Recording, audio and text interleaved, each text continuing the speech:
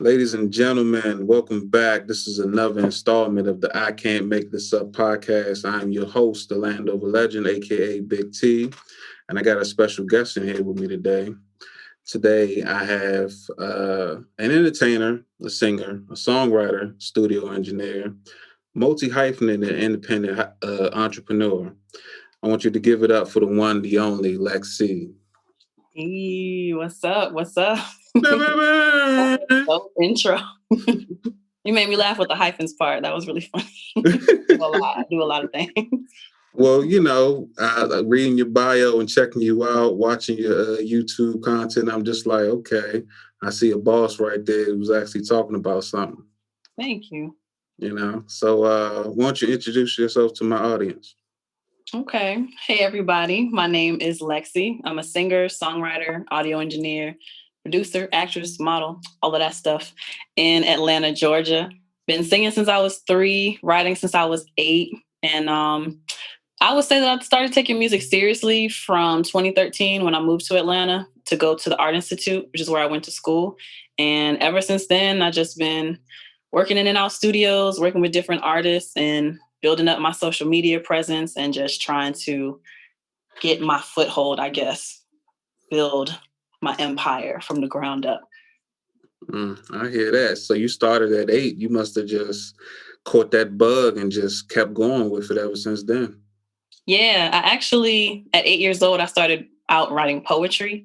I was a super shy kid, so I never really talked to people about stuff. So a pen and paper was the way that I got out my thoughts and my feelings. And then I figured out I could sing in maybe like 3rd or 4th grade and started putting those poems to music. And that's how the love of music came about. Okay. So you were showing off basically. You could say that. Slight flex. Slight flex. Hey, just a little bit. Ain't nothing the matter with that, If you got it and it feels natural, why not? Yeah, don't hold back, definitely. Exactly.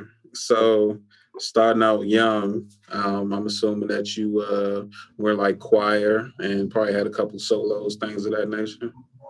Surprisingly, not really. When I was 3 years old, that's probably my first performance at my grandparents' church, and I sang Amazing Grace for their church. But I was actually like a super shy kid and didn't really let anybody know that I could sing until like 7th grade. Like I actually did try choir in the 5th grade, but I didn't like, just like with piano lessons, I didn't like people telling me what to sing and how to sing it. So I dropped that.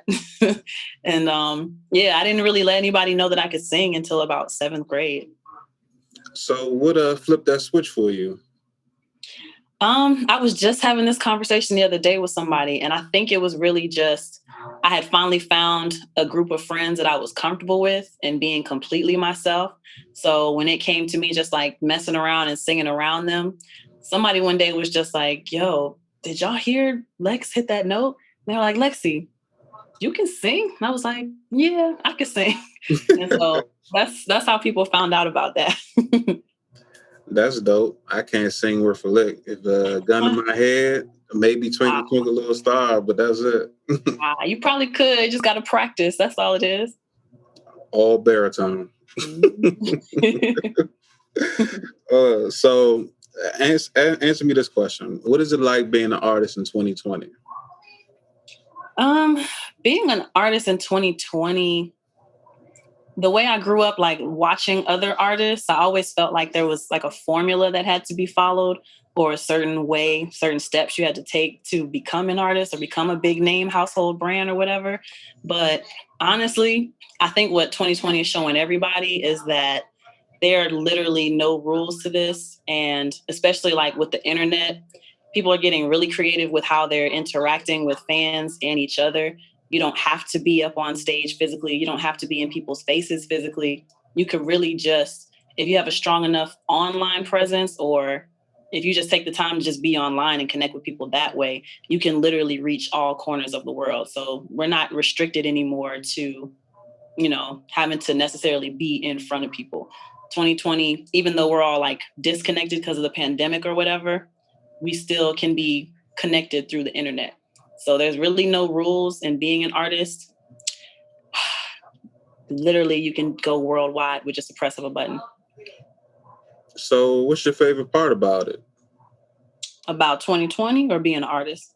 Being an artist. Oh 2020, I'm pretty sure you have some highlights, but like everyone else, it's the best, worst thing that ever happened. man. Sidebar. I think 2016 was actually worse than 2020. But my favorite thing about being an artist, and that's saying a lot because we went through a pandemic and everything, still going through it. But my favorite part of being an artist is, mm, I'll probably say like the journey of it all, because I have come from being such a shy person, and just to challenge myself to open up and talk to people and put myself out there. That's been really cool for me, and seeing just how much more of me there is. So it's not just an artistic journey, but a personal journey as well. So, it's almost like you came out of your shell through your art. Yeah, exactly. Okay. Exactly like that. That's dope. I was seeing on your IG that you did have a bunch of Model S pictures, and I didn't want to assume. I figured you was just doing you, Mhm. but it seems like that's something you're real comfortable with, especially since you said that you grew up kind of shy, and it took you to adolescence to kind of get out of your own shell. So does Yeah. that still you kind of hesitant to do things like that, take pictures and you know? I think because I'm coming into my own. And another thing that 2020 did is really just like say, F it.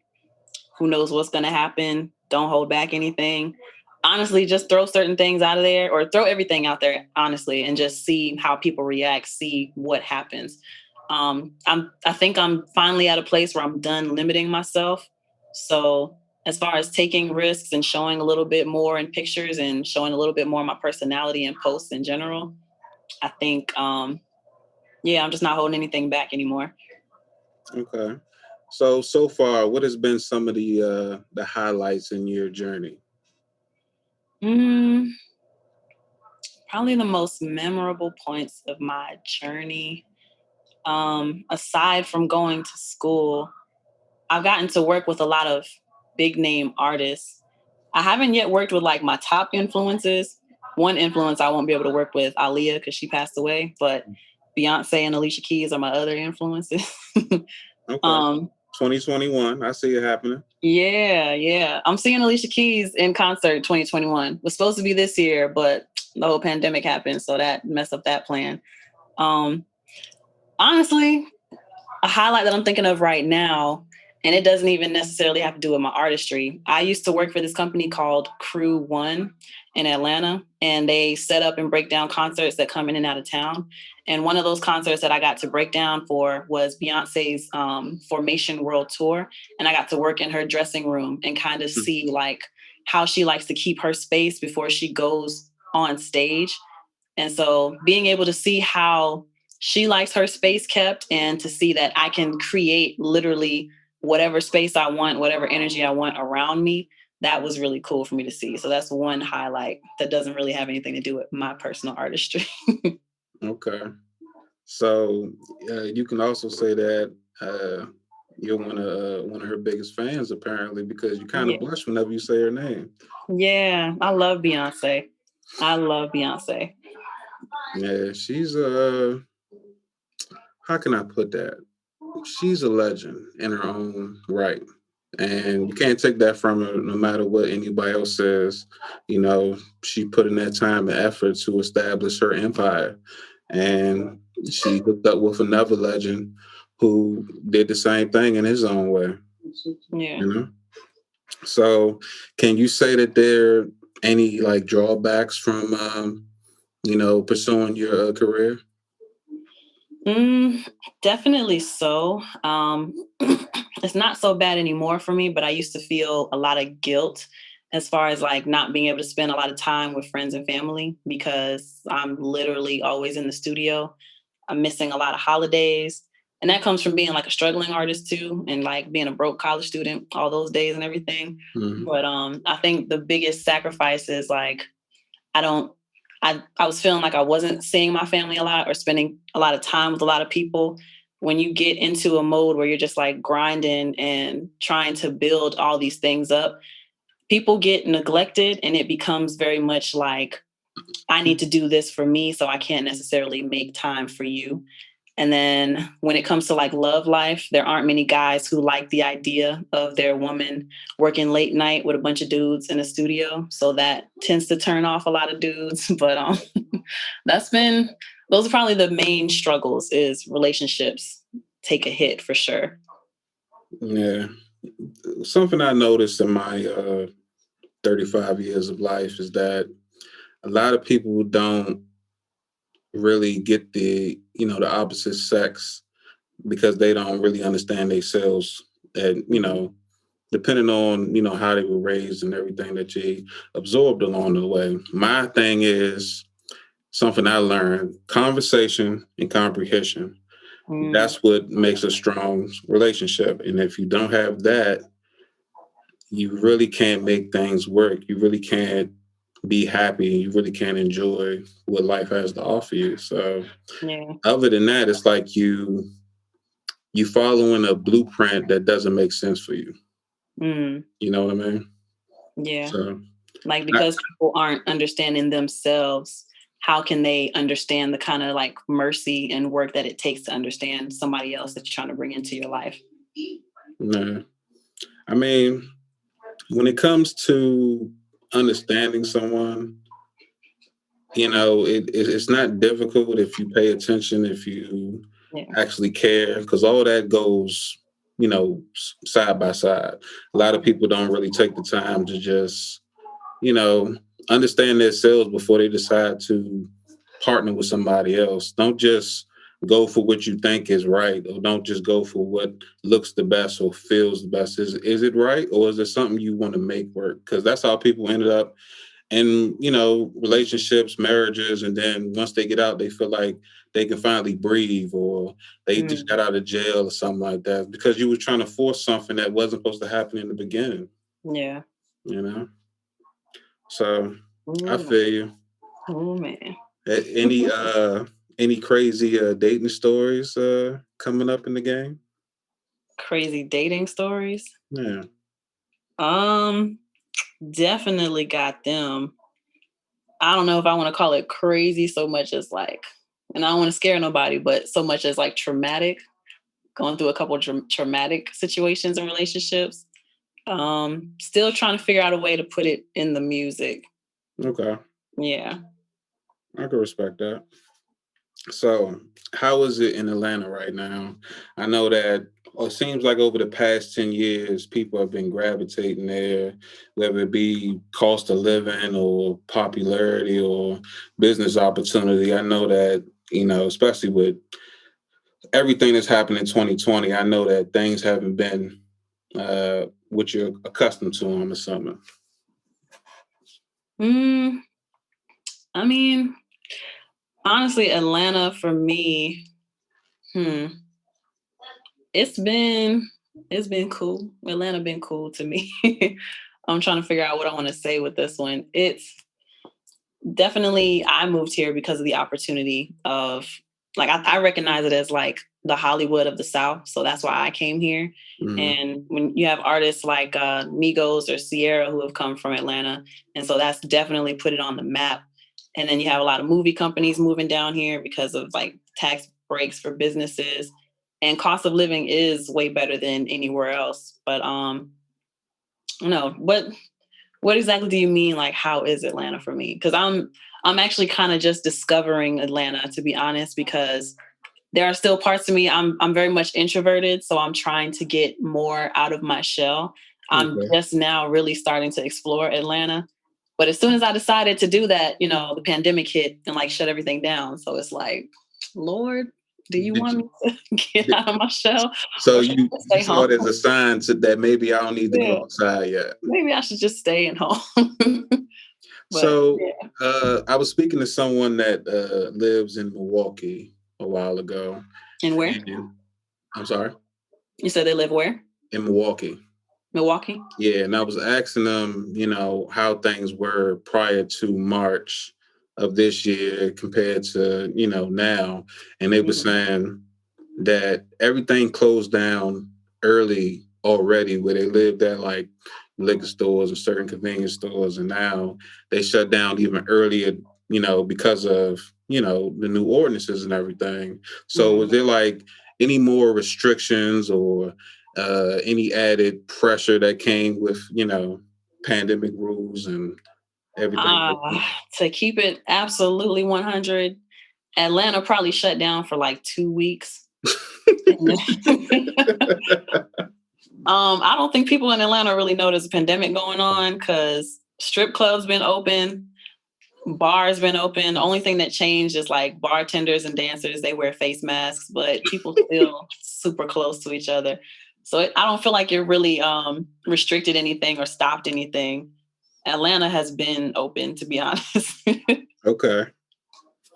Well, according to some videos and certain claims on the news, a lot of people say that Atlanta, Texas, a couple places in Florida, Mm. they just like they was like pandemic. What pandemic? You know what I mean? And I'm just Pandemic.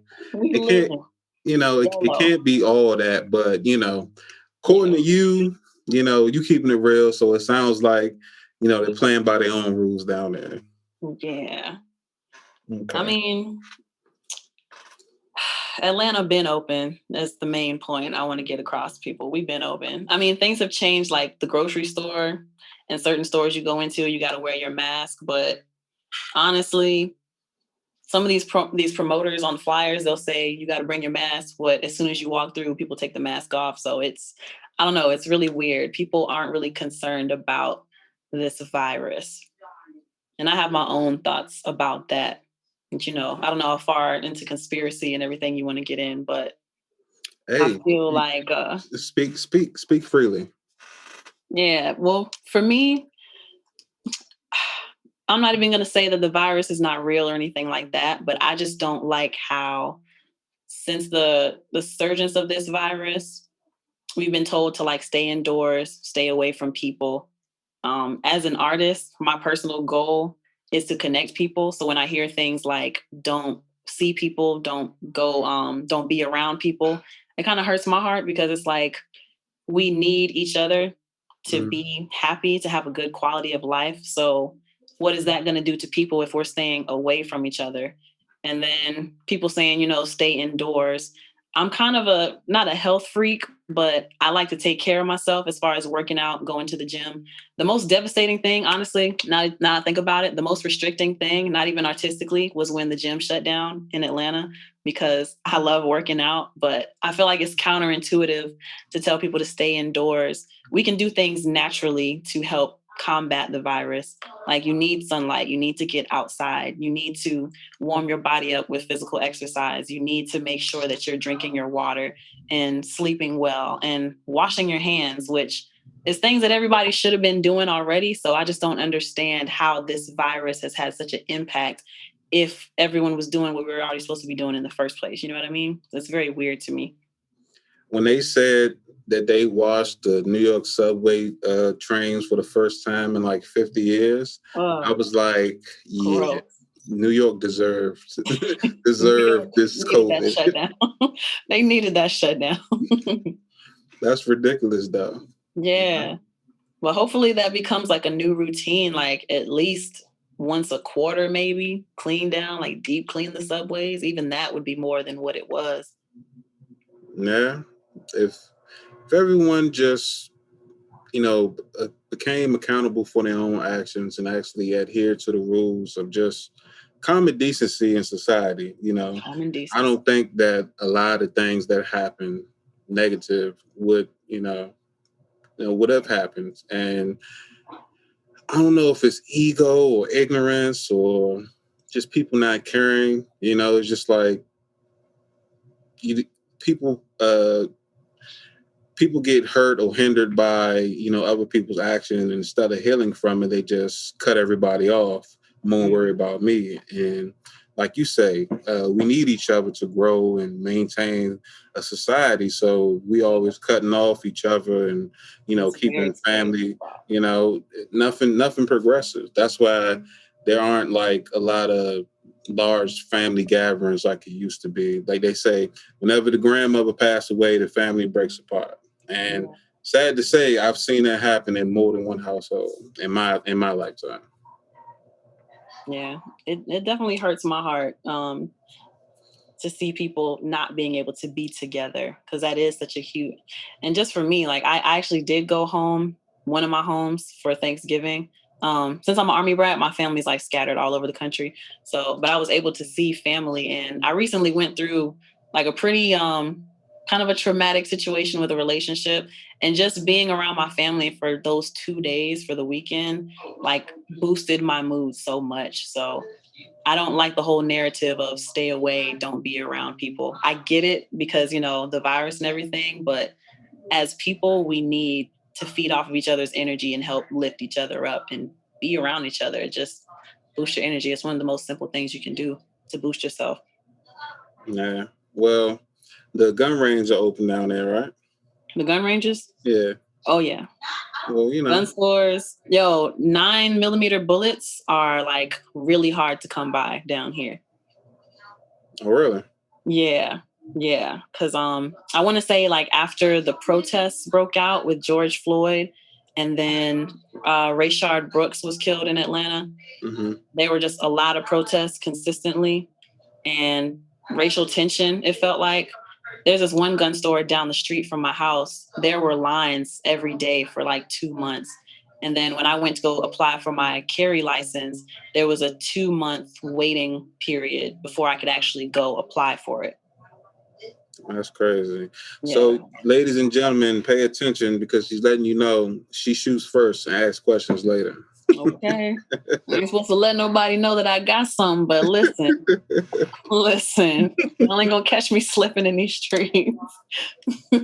Hey, I'm right there with you. You know, you you said something that caught my attention on one of your IG stories, and not too many people uh, bring up certain things that I think about as well.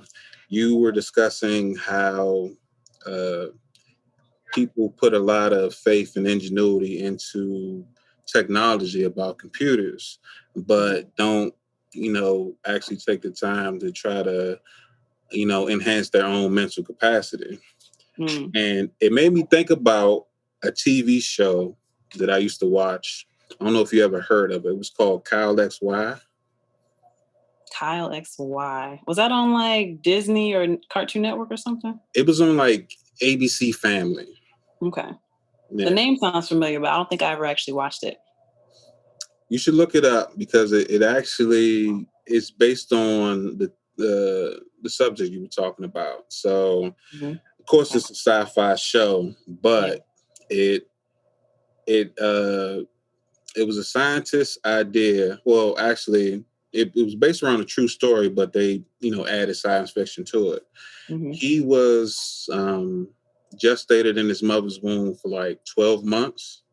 So that allowed his brain to develop even more while he was, in the womb. So his IQ was like 172 or 180 or something like that. So it was like higher than Einstein's. So he came up with an idea of finding a way to gestate a baby until like adulthood. So they came up with this fake womb, amniotic fluid, and they allowed the fetus to grow up until they was like 16. And he basically was able to access 100% of his brain, and his brain processed information like a computer. And I was like, that's dope for a Kyle science fiction XY. show, but is that actually possible? These shows be telling us stuff. I think it's definitely possible. It's just that it's so difficult for people to see past like all the things that are not really important, like all the social media stuff. It's hard for people to sit down and focus because attention spans are so short these days. But I think it's definitely possible if people aren't already experimenting with that. The fact that it's in a TV show, pretty sure it's already happening though. Yeah. My whole thing is when it comes to like all these movies and a lot of these books, My personal belief is no one is that creative. Mm. Some of They this stuff say art has is to come. art is an imitation of life. Yeah. So Yeah. I'm like for Men in Black, as example, now I don't Mhm. want to sound like I know everything, but when it comes to the talk of, different galaxies and stuff like that and different creatures and the way they move, it's like you can't make all of this up. I mean, I Mhm. know some creative people, but all of this stuff can't be made up. It like got to be something that someone saw Yeah. or something was told about, and they knew that that person wasn't lying. But in order not to get put in the padded cell, they had to make a story about it. You know. Yeah. It's So like softly letting us know, hey, this is out here. yeah. So I mean, call me a conspiracy theorist or a nut or whatever the case may be. Mm. Prove me wrong. That's all I'm saying. You know what you remind me of? Um, with the whole COVID-19 vaccine. Hmm.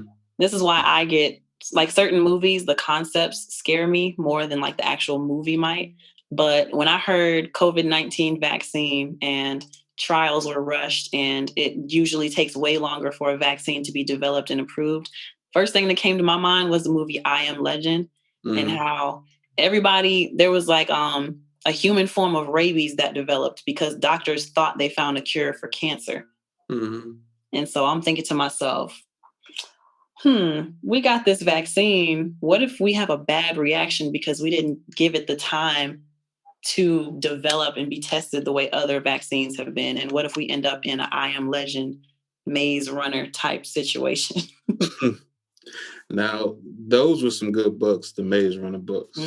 I didn't read the books, but I finally saw the movies like maybe like 6 months ago. How'd you like them? I loved them. I loved them. Nah. It's like the concept again of movies, just the fact that someone would. Because what was it? They had to develop like a special chemical in their brain by putting them through all these like traumatic and adrenaline induced events or whatever. Yeah. But the reason they were doing that is because of some strange illness called the brain flare. Mm. It's just like, and something that was creepy about the Maze Runner too. I don't know what year the Maze Runner came out, but in the third one, the Scorch Trials, there was a part where people were like walking through the city and they had masks on, and the intercom around the city was saying, "Remember to stay socially distanced, 6 feet apart." And I was just like, yo, That one came out 3 years ago. 3 years ago. And Yeah. here we are in pandemic talking about the same stuff. Yeah. I think the second one came out in 16 and the first one came out in 15, if I'm not mistaken. Because did Maze Runner and Divergent, did they come out around the same time? Divergent came out before Maze Runner. Before. Okay. Yeah. And that one's kind of, uh, that was more of a love story, in my opinion, opposed to Yeah. post-apocalyptic, world, but Yeah. that's just a dealer's choice. Yeah. Yeah. So, what do you uh, what do you got coming up in the future that you excited about? mm, Short term, I'm waiting to get back the final edit for my video Bedroom. Okay. Man, because the album, that song has actually been done for like 4 years, Mm. but I didn't release it until last year, 2019. And now I'm finally having a video release for it just because I've always loved the song. I'm finally releasing a video for it. Hopefully 2020, we'll see. But as soon as that's done, I can't wait for that to happen. Okay. I was listening to a little bit of what they want, and Really? I'm always a fan of remixes, especially people who put their own emphasis on it. So, Yeah. what Thank you. inspired you to make that? It's actually Kiana Shantae's idea. Okay. So she's a rapper here in Atlanta as well, and one of her biggest influences is DMX. So she wanted to remake that song, and we met each other through one of my friends he's a producer and an artist, and he mixes and masters and engineers. So Kiana was looking for a female vocalist, like, hey, I need somebody to sing the hook, and the guy's name is Wordplay. He recommended me to her, and that's how she and I met. And she was like, yo, you really fire with it. Like, you want to do a verse too? And then it just became like this whole collaborative song that we did together. Okay. Yeah. That's what's up. It's crazy how, you know, certain, I don't want to say collab, but an opportunity comes up just from people being fans of somebody's work or someone just passing you, your flowers along of how great of an artist you are, or how different you are, or how two might mix, mesh well together. So, Yeah. it I'm, seems I'm, like, I'm sorry. I'm finally starting to understand the meaning of it's who you know. Like, we can be really good, but we also have to be able to plug each other into opportunities. So that's finally been clicking for me this year as well. Another revelation of 2020. Nah, I mean, that's that's kind of one of my main purposes for my show. Mhm. To be honest, I've had an idea for something that I wanted to do, and it wasn't until this year that I realized it was a podcast. Yeah, I had a bunch of crazy things happen to me in the past, and they continue to happen to me to this day. they're gonna keep And happening. when I would tell my stories, people say, "Hey, man, you need your own radio show, or you need to go on someone's talk show and tell their story." And I'm just like, I don't know about all that, but Mhm. I found, What was stopping you from doing that? well, to be quite honest, like I'm not the type of person that wants to be in front of the camera. Mm. So I'm that person, that personality that everybody hears about, like Petey Green on the radio or something like that. Yeah. But at the same time, I know what people expect from what I say. They expect me to be like, I don't know, like a comedian or something like that. But I'm just Mm. being myself. And because of my stoic demeanor, and I tell you this crazy story, you think that I'm lying or I'm making it up. Hence the name. I can't make this up. Like I have witnesses to tell you all, about the wild stuff that I've been through. But I'm turning it into something. So not only am I, having guests on to, share their platform and tell their stories, but I'm also promoting, small businesses and entrepreneurs. I Most of my guests have been people who have business ventures or clothing lines or catering business.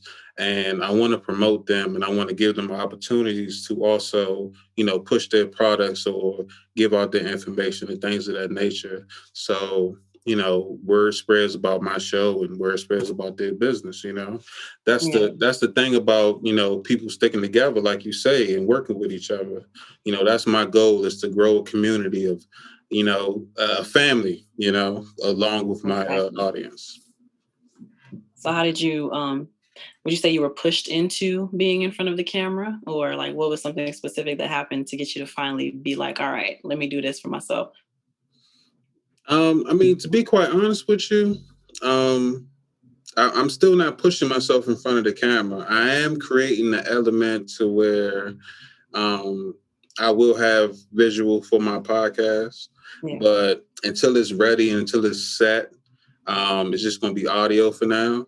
But once it is set up, it's going to be something different. It's going to be something unique, and it's going to be, the vision that I have for it in my mind right now. This is the beta phase, but I'm still doing my best to, have a great production at the same time. Nice. Yeah. Yeah. I think it's important that people just, even if you're unsure about something, if it's something that you feel like you even want to try, just try it once, put it out there, see what happens, and see. It doesn't even have to be perfect the first time. I try to tell a lot of my creative friends and myself, I got to tell myself this all the time. Um, just try it, see what happens.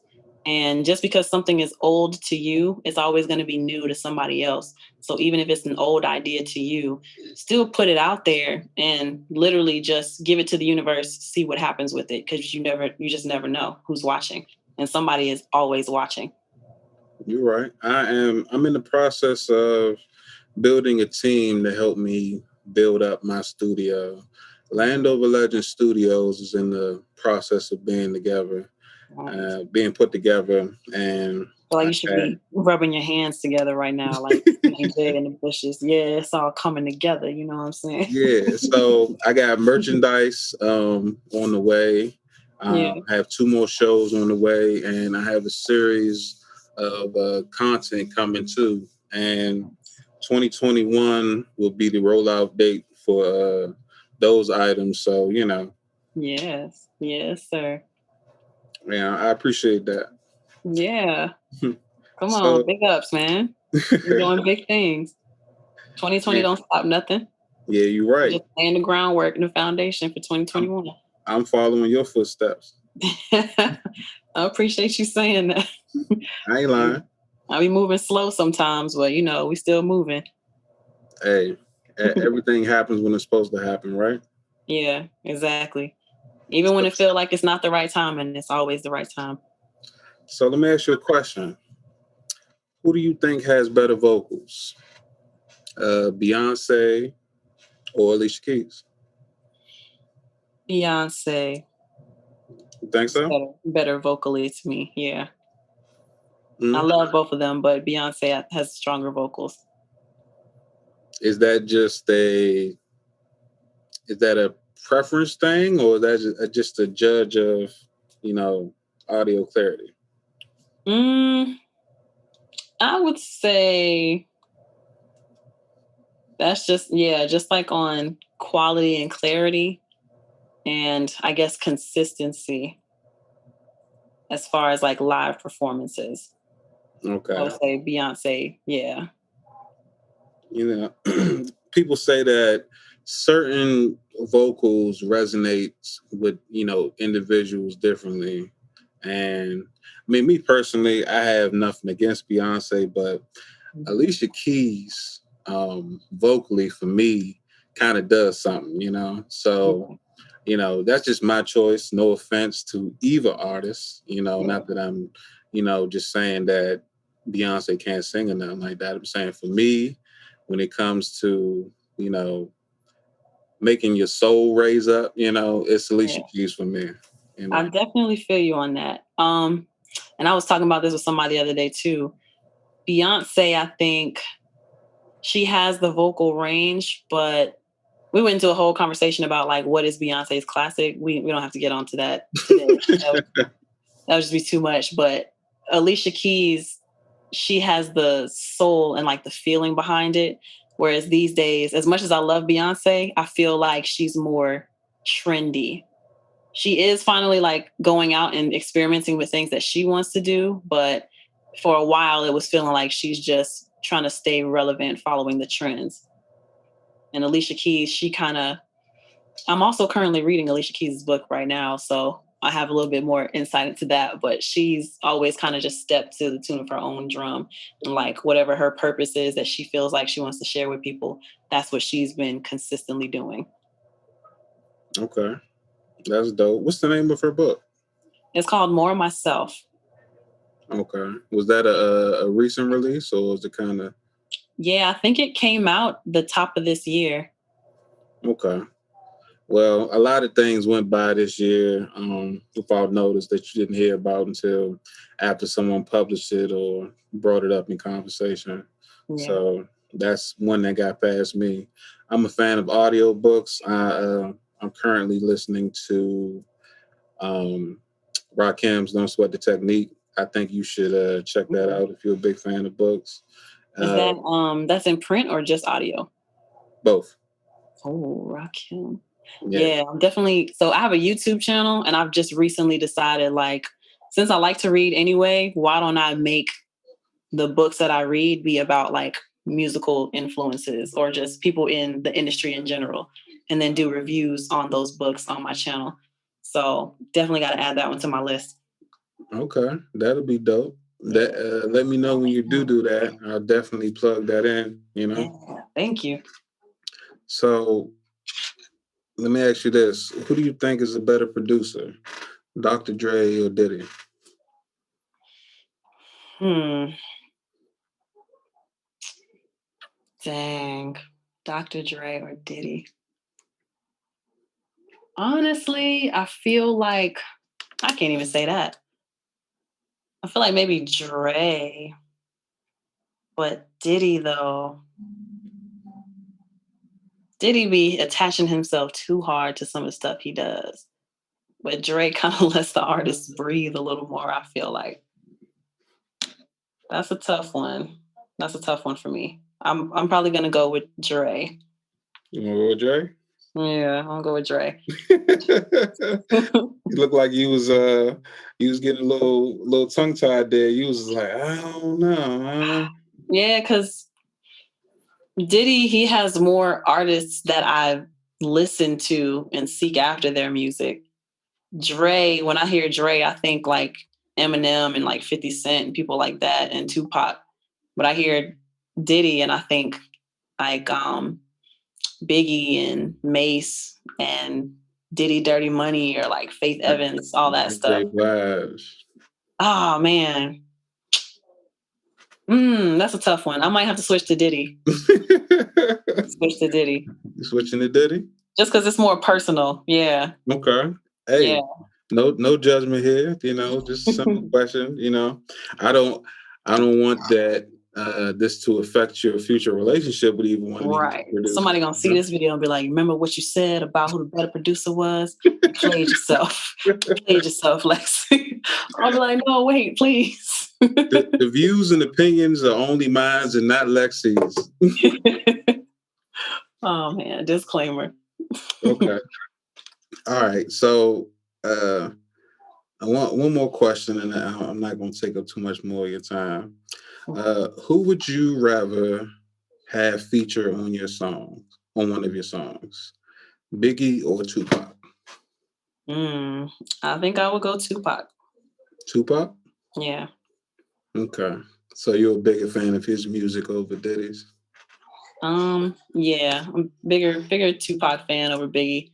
I just didn't listen to Biggie's music like that growing up, and I have more experience listening to Tupac and connecting with Tupac more.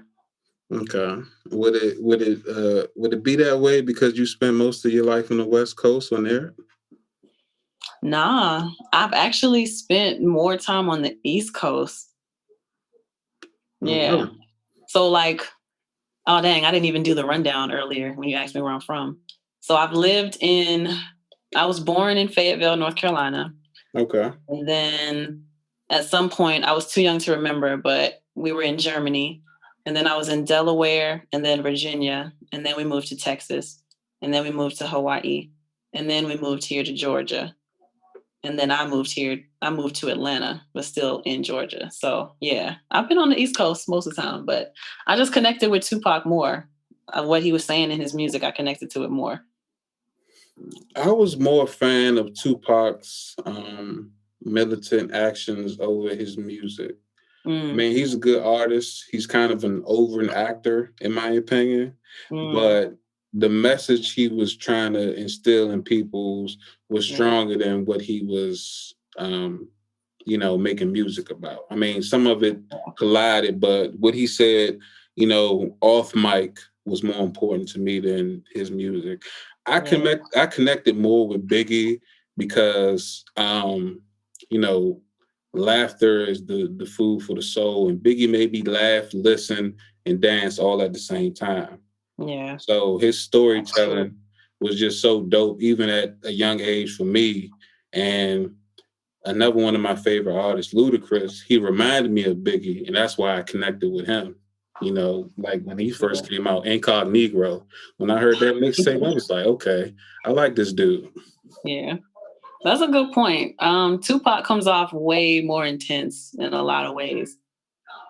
But people like to feel good. You can reach people more so when you're not kind of like throwing struggle in their face all the time. You know what I mean? Yeah. So yeah, I hear you on that. So who you listening to these days?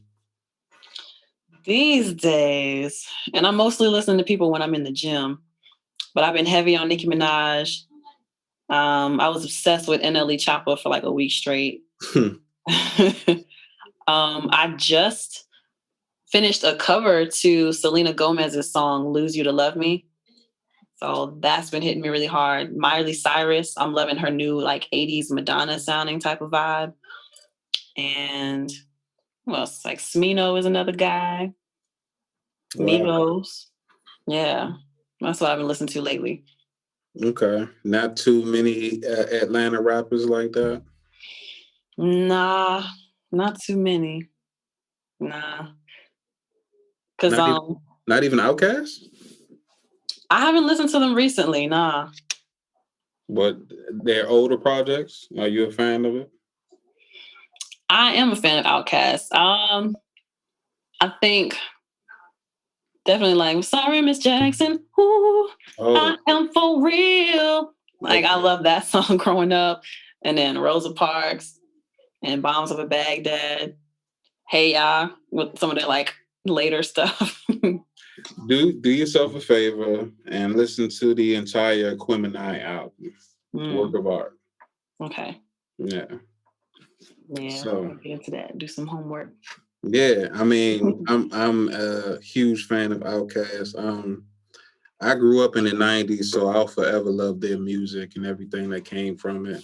One of the things that I hate that hasn't happened yet is a Cash Money versus No Limit versus battle, but you know, I don't know how that's going to happen.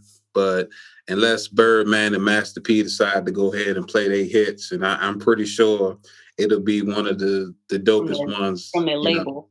Yeah. Yeah. Oh man, that's gonna be crazy. Yeah. So, here's to that happening, hopefully, Sure, we need to stir up the people and get that happen. I mean, Jeezy and Guwap just happened, so why not? That was a pretty big deal. I don't even know how that happened. Like Jeezy and Gucci Mane. Yeah. Either way, it was one for the record books. I think they hit what? Was it 2 million? 2 million alive or 2.5 or something like that? Yeah, because they broke Brandy and Monica's record, didn't they? Yeah. Yeah. Yeah, that was crazy. So culture. Hats off to them too, but it was more ignorant than anything in my opinion. But it was good entertainment. Very, very dangerous, but good entertainment. All right. So I'm gonna go ahead and start wrapping up. I know that you got a busy schedule. And I just wanted to say this has been a dope interview. And, I love to have you back on. I like your personality and your swag. And, you're the type of person I could have a real conversation with, Yeah, we can talk about a range of things, especially more about like the Kyle XY subject you were talking about. Mm-hmm. More stuff like that, ancient aliens, and we'll get into it another time. But yeah, this has been a really fun conversation. Thank you for having me.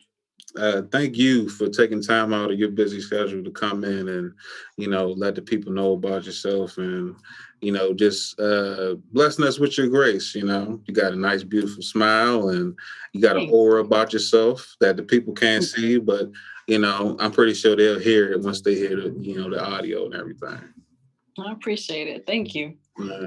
So why don't you tell the people where they can reach you at? All right. So you can reach me on my website, Instagram, Facebook, YouTube. Everywhere is Lex-C ATL. That's Lex-C ATL.